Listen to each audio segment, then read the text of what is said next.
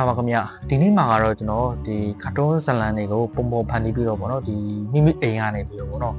ဒီတစ်လောက်ကိုဒါဝင်ငွေ10သိန်းကိုဘယ်လိုမျိုးရှာမလဲဆိုတဲ့ဟာတွေကိုကျွန်တော်ရှင်းပြပေးချင်ပါတယ်ခင်ဗျဆိုတော့ဟုတ်ပြီဒါဆိုရင်ကျွန်တော်ဒီတစ်လောက်ကိုဝင်ငွေ10သိန်းရှာနိုင်ဖို့အတွက်နီလန်နှစ်ခုရှိရပေါ့နော်နီလန်တစ်ခုကတော့ကျွန်တော်ဒီ MMSA ဒီ progression မှာပေါ့နော်ဒီ animator တဦးအနေနဲ့ဒါဝင်ရောက်လုပ်ခိုင်းနိုင်ပါတယ်ဒါဆိုလို့ရှိရင်ကျွန်တော်တို့ဒါစစချင်းမှာပေါ့နော်ဒီ9သိန်းကနေ10သိန်းကြားကတော့ကျွန်တော်တို့လုပ်ငန်းတွေပေါ့နော်ရနိုင်တယ်ပေါ့ဒါတော့ကျွန်တော်ဒီလောလောဆယ်ပေါ့နော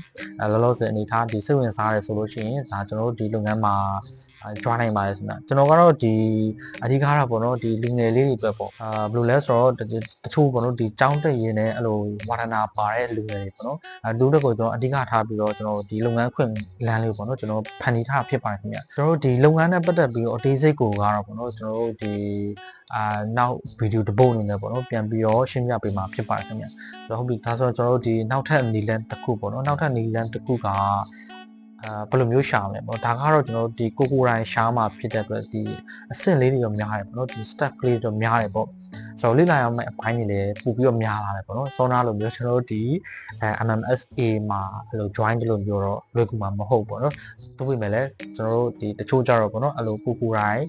လုပ်ချင်တဲ့ဒါလူငယ်လေးတွေရှိရပေါ့နော်တို့အတွက်ကိုကျွန်တော်ဘယ်လိုလုပ်မျိုးလုပ်ရမလဲဆိုတဲ့ဟာလေးကိုမျှဝေပေးမယ်ပေါ့နော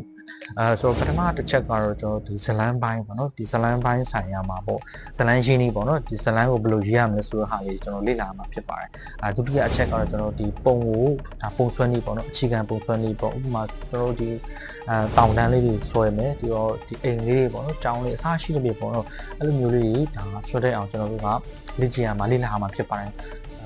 တတိယအဆင့်ကတော့ကျွန်တော်ဒီ animation ဘိုင်းပေါ့နော် animation ဘိုင်းမှာလည်းကျွန်တော်တို့ကဒီကျွန်တော်တို့ဒီ animation လုပ်တဲ့ယုံနဲ့ကျွန်တော်တို့မရအောင်ပေါ့နော်ဒီကာတွန်းဇလန်ဆိုတာလေဒီ animation တစ်ခုလေးနဲ့ကျွန်တော်မရဘူးဒီဘိုင်းကလည်းပေါ့နော်ကျွန်တော်ဒီလွန်ခဲ့တဲ့ဒီပြီးခဲ့တဲ့ပေါ့နော်ဒီ knowledge sharing ကဏ္ဍတွေမှာကျွန်တော်ပြန်ပြီးတော့မျှဝေပေးထားတာရှိပါတယ်ခင်ဗျဟုတ်ပြီဒါဆိုရင်ကျွန်တော်ဒီ animation ဘိုင်းပေါ့နော် animation ဘိုင်းပြီးသွားပြီဆိုရင်ကျွန်တော် editing ဘိုင်းတွေလာပြီပေါ့ editing ဘိုင်းကတော့ကျွန်တော်တို့အတန်ထည့်ရပါတော့ဒီအတန် background ထည့်ရဒီစင်းနဲ့ကိုင်အောင်ဘယ်လိုလုပ်မလဲအတန်ဘယ်လိုထည့်မလဲပြီးတော့ background ဒီ sound effect တွေပေါ့နော်ဒီအစားရှိတဲ့ပြပေါ့အဲ့ဒီအပိုင်းကိုလည်းကျွန်တော်ဒီအခြေခံလေးတွေတည်ထားမှာဖြစ်ပါတယ်ခင်ဗျနောက်ပြီးတော့ကျွန်တော်တို့ဒီ YouTube algorithm ပေါ့နော်ဒီ YouTube ရဲ့ algorithm ကိုလည်းကျွန်တော်တို့ကလေ့လာမှာဖြစ်ပါတယ်ဆိုတော့အဲ့ဒီမှာကျွန်တော်တို့ကပြဿနာတစ်ခုကဘာလဲဆိုတော့ဒီ animation ကိုပုံဖန်တီးတတ်ကြတယ်နော် animation ကိုရကြတယ်လုပ်တတ်ကြတယ်ဇလန်းတွေဖန်တီးကြတယ်ရပြီပေါ့နော်ဒါပေမဲ့လည်းဒီကျွန်တော်တို့အနေနဲ့ဒီဝင်ငွေ income တစ်ခုရဖို့ဆိုတာကလုပ်လာပြန်ပြီလေဗီဒီယိုတင်တာနဲ့မရဘူးလားဆိုတော့ဗီဒီယိုတင်တာနဲ့ပေါ့နော်ကျွန်တော်တို့ဒီ YouTube ပေါ်မှာဗီဒီယိုတင်တာFacebook ပေါ့နော်ဒီ TikTok ပေါ့ဒီအစားရှိတဲ့ဖြစ်ဒီ social media တွေပေါ်မှာဒါဗီဒီယိုတင်ပြီးတော့ဝင်ငွေရှာနိုင်ပါတယ်ဒါပေမဲ့ကျွန်တော်တို့ဒီဘလောက်အတိုင်းတာအထိကျွန်တော်တို့ကရှာမလဲပေါ့နော်အဲ့ဒီပုံမှာမူတည်ပြီးတော့ကျွန်တော်တို့ဒီလောက်တဲ့ပေါ့နော်ဒီလုပ်ငန်းကိုပိုပြီးမြန်ဆန်ပြီးအောင်ပေါ့နော်ဘယ်လိုမျိုးလုပ်ရမလဲဆိုတဲ့ဟာလေးတွေကတော့အရေးကြီးတာအရေးကြီးရပေါ့နော်ဘာကြောင့်လဲဆိုတော့ကျွန်တော်တို့ထားပါတော့ကျွန်တော်တို့တစ်လားကိုဒါဝင်ငွေ10သိန်းရှာမယ်ပေါ့နော်ဝင်ငွေ10သိန်းရှာတဲ့အခါမှာကျွန်တော်တို့ဒီ animation လုပ်တဲ့အခါမှာပေါ့နော်ဒီတစ်ပတ်ကိုတစ်ပုတ်ပေါ့နော်ဒီတစ်ပတ်ကိုတစ်ပုတ်လုံးနဲ့ထုတ်မယ်ဆိုတော့မှတစ်လားကို4ပုတ်လောက်ပဲရမှာပေါ့နော်တစ်လားကို4ပုတ်လောက်ထည့်ရမယ်တစ်ပုတ်ကိုကျွန်တော်တို့ဒီမြန်မာငွေနဲ့ဆိုရင်3သိန်းလောက်ရရထားပေါ့နော်ဒါကတော့ဒီနေရများတော့ရှိမယ်ပေါ့နော်3သိန်းလောက်ရရထားပေါ့နော်အဲ့ဒါဆိုရင်ကျွန်တော်တို့ဒီတစ်လောက်4ပုံနဲ့4သိန်းပဲရှိပြီပေါ့နော်ဆိုတော့အဲ့ဒီမှာကျွန်တော်ဟုတ်ပြီကျွန်တော်တို့ဒီတစ်လောက်ကို7သိန်းရအောင်ဆိုတစ်ပုတ်ကို2သိန်းလောက်ရမှာကျွန်တော်တို့ကတစ်လောက်ကို8သိန်းလောက်ရမှာဖြစ်ပါတယ်ဆိုတော့အဲ့ဒါကဖြစ်နိုင်လားဆိုတော့ဖြစ်နိုင်တယ်ပေါ့နော်ဖြစ်နိုင်တယ်ကျွန်တော်ခုလက်ရှိအနေထားလဲကျွန်တော်အဲ့လိုမျိုး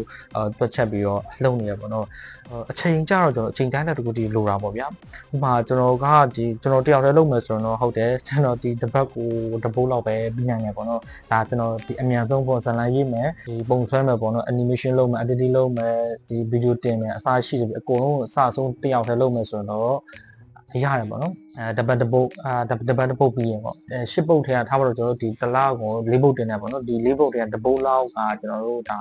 view များတယ်အဲ့လိုကြည့်ရှုလူများပြီးတော့ပေါ့နော်ကိုယ့်ရဲ့ video ကပေါက်သွားရဲဆိုတော့ဒါကန်ကောင်းတာပေါ့နော်ဒါလည်းကျွန်တော်ဒီအချိန်တန်းတာတစ်ခုတည်ရင်းပြီးတော့အဲ့လိုဒီ content တွေအများနိုင်တယ်များပေါ့ကျွန်တော်ဖန်တီးဖို့လိုပါတယ်ကျွန်တော်ထားတော့ဒီအပုတ်100လောက်ရှိရဲဆိုတော့ဒါကျွန်တော်တို့ဒီ10ပုတ်လောက်က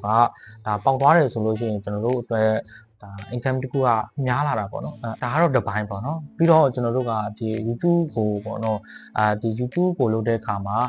ဒီ full time လုပ်မှလား part time လုပ်မှလားပေါ့နော်ဒီနှစ်ခုကျွန်တော်ရွေးချယ်ရမှာဖြစ်ပါတယ်ဆိုတော့ဒီ full time ဆိုတော့ပေါ့နော်ဒီကျွန်တော်စောနာလိုမျိုးပေါ့ကျွန်တော်ဒီပညာရပ်တွေလေ့လာမယ်အပိုင်းအများရှိပေါ့နော်အဲ့ဒီဟာတွေကိုလေ့လာရမယ်ဆိုတော့ပညာရပ်တွေလေ့လာပြီးလို့ပေါ့နော်အဲ့လိုကိုယ်တိုင်ဖန်တီးနိုင်တယ်ဆိုတော့မှအဲ့ဒီဘယ်လောက်ထ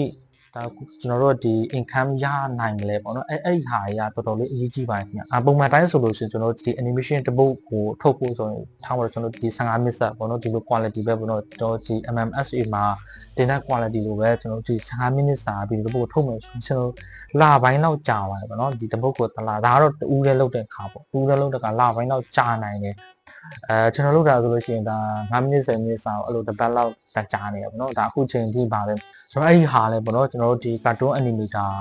ဒီ software ကိုအသုံးပြုပြီးတော့လုပ်ထားတာကြောင့်မို့မြန်တာပေါ့နော်ဒီတခြား software ပေါ့ဒီ Adobe Animate တို့Adobe After Effects တို့ပေါ့နော်ဒီအစရှိတဲ့ဒီ software တွေကိုအသုံးပြုမယ်ဆိုရင်ကြတော့ကျွန်တော်တို့ဒီထက်ကိုပို့ပြီးတော့နေသွားမယ်ပေါ့နော်ဒါကတော့ကျွန်တော်ရဲ့အတွေ့အကြုံရပေါ့ကျွန်တော် Adobe Animate လည်းသုံးတယ်Adobe After Effects လည်းသုံးခဲ့ပေါ့ဒီ 3D software မှာဆိုတော့ဒီ Blender တို့ပေါ့နော်ဒီအစရှိတဲ့ပြီးအဲ့ဒီဟာနဲ့ကျွန်တော်ဖန်တီးခဲ့တယ်ပေါ့ဒါမဲ့ကျွန်တော်ဘလို့မှမပြီးပေါ့နော်ဒီတစ်လားကိုတပုတ်ကြဖို့ကျွန်တော်နေရောညအောင်စင်စမပြတ်လုပ်နေရတယ်ပေါ့ဆိုတော့အဲ့လိုမျိုးအခြေအနေဖြစ်တယ်ပေါ့နော်ဒါကြောင့်မို့ကျွန်တော်အခုကျွန်တော်ဒီလုပ်ငန်းမှာပေါ့နော်ဒီညံစီမဲ့နီလန်းလေးတွေကျွန်တော်ပြန်ပြီးတော့ထုံးလုပ်ပြီးတော့ပေါ့နော်မျှဝေပေးတာဖြစ်ပါတယ်ခင်ဗျကျွန်တော်ပြီးဒါဆိုကျွန်တော်တို့ဒီစွန်းနာဟာလေးကိုဆက်လိုက်ရအောင်ပေါ့နော်ဆိုတော့ကျွန်တော်တို့ဒီတလားကိုပေါ့နော်ဒီရှယ်ရင်းရအောင်လုပ်ဖို့ဆိုရင်ကျွန်တော်တို့ဒီတပတ်ကိုတပုံလုံးနဲ့ပေါ့နော် sorry ဟုတ်တယ်ဒီတပတ်ကိုတပုံလုံးနဲ့ဒီတပုတ်ကိုဒီမြန်မာငွေ2သိန်းရအောင်ကျွန်တော်တို့ကစူးစမ်းအားထုတ်မှာဖြစ်ပါတယ်ဒါကတော့မိမိပေါ်မိမိမူတည်သွားပြီပေါ့နော်ကိုယ်တိုင်လုပ်မယ်ဆိုရင်ပေါ့ကျွန်တော်တို့ဒီလုပ်ငန်းမှာလုပ်မယ်ဆိုရင်ကျတော့ဒါကျွန်တော်ဒီလစာအနေနဲ့ salary အနေနဲ့ကျွန်တော်တတ်မှတ်ထားတာဖြစ်တယ်လုပ်ရမယ့်အပိုင်းကတော့ animation only ပဲပေါ့နော်ကျန်တဲ့ကဏ္ဍတွေဇလံရေးတာတွေမရှိဘူးပုံဆွဲတဲ့ဟာတွေမရှိဘူး edit တွေမရှိဘူးဒီ animation only ပဲပေါ့နော် animation only မှာတောင်မှကျွန်တော်တို့ဒီလုတ်ခိုင်းတဲ့ဟာလေးပဲပေါ့နော်ဆိုတော့အဲ့ဒါကတော့ကျွန်တော်တို့ဒီလုပ်ငန်းကိုဒီ join တဲ့သူတွေမှာပေါ့နော်ပြန်ပြီးတော့အဲ့လို detail အနေနဲ့ပြောပြပေးမှာဖြစ်ပါတယ်ခင်ဗျဒါကတော့ပေါ့နော်ကျွန်တော်တို့ဒီ YouTube only ပဲပေါ့နော် YouTube only ပဲပေါ့အဲ့ဒီမှာကျွန်တော်တို့ဒီ video တွေကိုဒါ own creation ဖြစ်တဲ့အတွက်ပေါ့နော်ကိုယ်တိုင်ထုတ်လုပ်ထားတဲ့ဒီဇလံတွေဖြစ်တဲ့အတွက်ပေါ့ Facebook တို့ TikTok တို့ပေါ့နော်အဲ့ဒီပေါ်မှာဒီတင်ပြီးတော့လဲကျွန်တော်တို့ဒီ income တစ်ခုတွေနဲ့ရှာလို့ရတယ်ပေါ့ဒါကတော့ကိုယ့်ရဲ့ဒါစူးစမ်းအားထုတ်မှုပေါ့နော်ကျွန်တော်ကတော့ဒါ YouTuber ဖြစ်တဲ့အတွက် YouTube ကို focus ထားပြီးတော့ကျွန်တော်ကအဓိကဒါပြပြပေးရဖြစ်ပါတယ်တချို့တွေဆိုရင်ဒါ Facebook မှာရှာရကြလို့ရှိရပေါ့နော်ဒါသူ need to hand နေတူပေါ့ဆိုတော့ကျွန်တော်ပြောချင်တာကတော့ဒါဒီတလားကိုပေါ့နော်ဒါဝင်ငွေ10သိန်းရောက်ပြီးတော့ကိုကျွန်တော်ဒီလေ့လာရမယ့်ပညာရပ်တွေနဲ့ဒီစူးစမ်းအားထုတ်မယ့်အပိုင်းလေးတွေကတော့အများကြီးရှိရပေါ့နော်အဲ့ဒီမှာကျွန်တော်တို့ဒီ animation ကိုလုပ်တဲ့အခါမှာပေါ့နော်ဒီအချိန်ဘယ်လောက်ပေးမလဲပေါ့တရက်ကိုကျွန်တော်တို့ဒီအချိန်ဘယ်လောက်ပေးမလဲပေါ့နော်အချိန်တွေတတ်မှတ်ထားတယ်ပေါ့ဒီမှာအားဖြင့်ကျွန်တော်ဒီတရက်ကို8နာရီပေးမှလားပေါ့နော်ဒါမှမဟုတ်10နာရီပေးမှလားအဲ့ဒီပုံမူတည်ပြီးတော့လည်းဗီဒီယိုပြီးတာမပြီးတာကတော့ပေါ့နော်ကွာသွားမယ်ပေါ့တယောက်နဲ့တယောက်ကတော့ဒီလုံဆောင်ပုံချင်းလည်းမတူဘူးလို့ပေါ့နော်အဲ့လိုမျိုးဒီဆောင်ဝဲပုံချင်းလည်းမတူတော့လေအဲ့လို general ရပဲကျွန်တော်တို့ပြောနိုင်မှာဖြစ်တယ်ပေါ့ဟုတ်ကဲ့ပါဒါကတော့ကျွန်တော်ဒီ animation ကိုစိတ်ဝင်စားတဲ့လူငယ်လူရွယ်တွေပဲပေါ့နော်ကျွန်တော်ကပြန်ပြီးတော့ဒါလုပ်ငန်းကိုင်အခွင့်အလမ်းလေးကျွန်တော်ပြပြပေးတာဖြစ်ပါတယ်ခင်ဗျကျွန်တော်တို့အခုဒါလက်ရှိလုပ်နေတဲ့ဒါလုပ်ငန်းမှာဆိုလို့ရှိရင်တချို့ဒါအကြောင်းတက်ရင်လည်းလုပ်နေကြတဲ့သူတွေရှိတယ်ပြီးတော့ကျွန်တော်တို့ဒီနယ်ကားတွေပေါ့နော်ဒီနယ်ကားတွေအဲ့လိုဒီမြို့ပေါ်မတက်နိုင်လို့ပေါ့နော်ဒီနယ်မှာနေပြီးတော့ဒါဝက်မီတာစုနဲ့အတူတူလုပ်ကိုင်နေတဲ့ဒါ animator တွေလည်းရှိရပေါ့နော်ဟုတ်ကဲ့ပါဒါဆိုလို့ရှိရင်ကျွန်တော်တို့ဒီတည်ကျင်တဲ့အကြောင်းအရာလေးရှိရဆိုရင်ကျွန်တော်တို့ဒီ comment မှာပေါ့နော်ရေးထားနိုင်ပါခင်ဗျကျွန်တော်အားရဆိုချိန်ရတယ်ဆိုလို့ရှိရင်ကျွန်တော်ပြန်ပြီးတော့ဖြေချပေးမှာဖြစ်ပါတယ်နောက်တစ်ပတ်တွေမှာလည်းပေါ့နော်ကျွန်တော်ဒီလုပ်ငန်းနဲ့ပတ်သက်ပြီးတော့ဒါ content creator တွေအတွက်ပေါ့နော်ဒီ animation ကိုပုံဖန်တီးနေတဲ့ပေါ့သူတို့ပေါ်ကျွန်တော်လုပ်ငန်းတွေပေါ့နော်အဲ့လိုမျိုးဒီကောင်းတဲ့ဟာလေးတွေပေါ့တုံးဝင်မဲ့ဟာလေးတွေကိုကျွန်တော်ပြန်ပြီးတော့မျှဝေပေးသွားမှာဖြစ်ပါတယ်ခင်ဗျာနောက်ပြီးတော့လည်းဒီ animation လောကနဲ့ပတ်သက်ပြီးတော့ဒီလုပ်ငန်းကိုင်ငံအခွင့်အလမ်းတွေကိုလည်းကျွန်တော်ဒီရတော့ပေါ့နော်ဒါပြန်ပြီးတော့မျှဝေပေးသွားမှာဖြစ်ပါတယ်ခင်ဗျာ